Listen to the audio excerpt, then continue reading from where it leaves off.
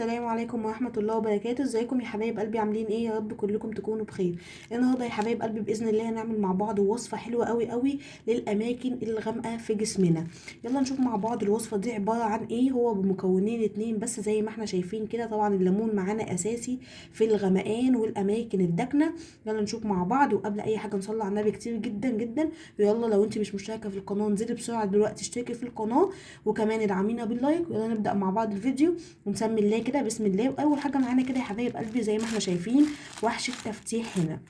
النشا ده وحش التفتيح. النشا ده جميل جدا جدا في التفتيح، زائد ان هو بيشد البشره جدا جدا، يعني مش هيخلي بشرتنا ولا تعجز، زائد ان هو يفتحها جدا جدا، يعني حلو قوي قوي. يلا نشوف دلوقتي هنعمل ايه. معايا معلقه من النشا، مش عايزه منك اكتر من كده، مش هخليكي مش هكلفك حاجه خالص، زائد ان انت بشرتك هتبقى بيضه قشطه باذن الله. يلا نشوف مع بعض كده. مش عايزه اكتر من معلقه. يلا يا حبايب قلبي كده. ومعايا نص ليمونه. طبعا مش هنستعمل نص الليمونه دي كلها، هنستعمل منها حاجه بسيطه جدا. هبدا ان انا اعمل ايه، هبدا ان انا امسك نص الليمونه واغطسها كده، هعصر منها حاجات بسيطه اهو عشان خاطر بس النسا تدوب معايا.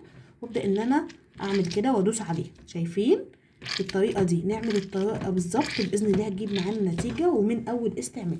بصوا كده يا حبايب قلبي، شايفين؟ نبدا ان احنا ندعك كده في المكان الغامق عندنا اهو اهو بحركات دائريه زي ما احنا شايفين كده يا حبايبي. طيب بالمنظر ده كده.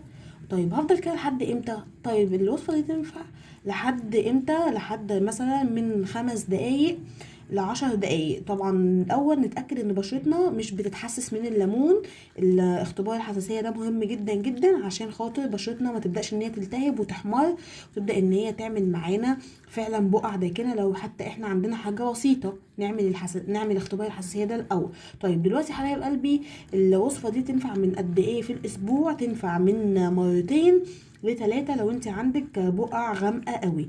طيب وهنعملها بالمنظر ده كده لمده 5 دقايق، وبعدين نبدا ان احنا هنسيبهم لمده 5 دقايق تاني. يعني هنفضل في الحركات الدائريه دي لمده 5 دقايق، وبعد كده هنسيبها 5 دقايق تاني على بشرتنا بعد ما نخلص الحركات الدائريه دي. تمام.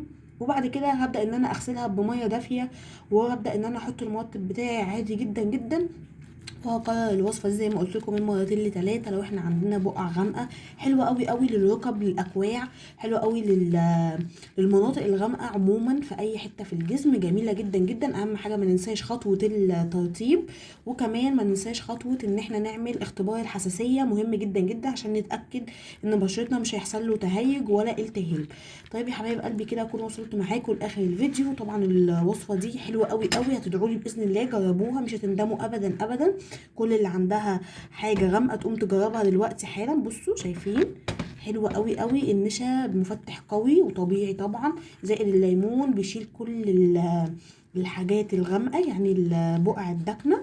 حلوه قوي قوي. جربوها باذن الله مش هتندموا. اشوفكم في فيديو جديد، يا ريت تجربوها وتقولوا لي في الكومنتات حلوه ولا لا.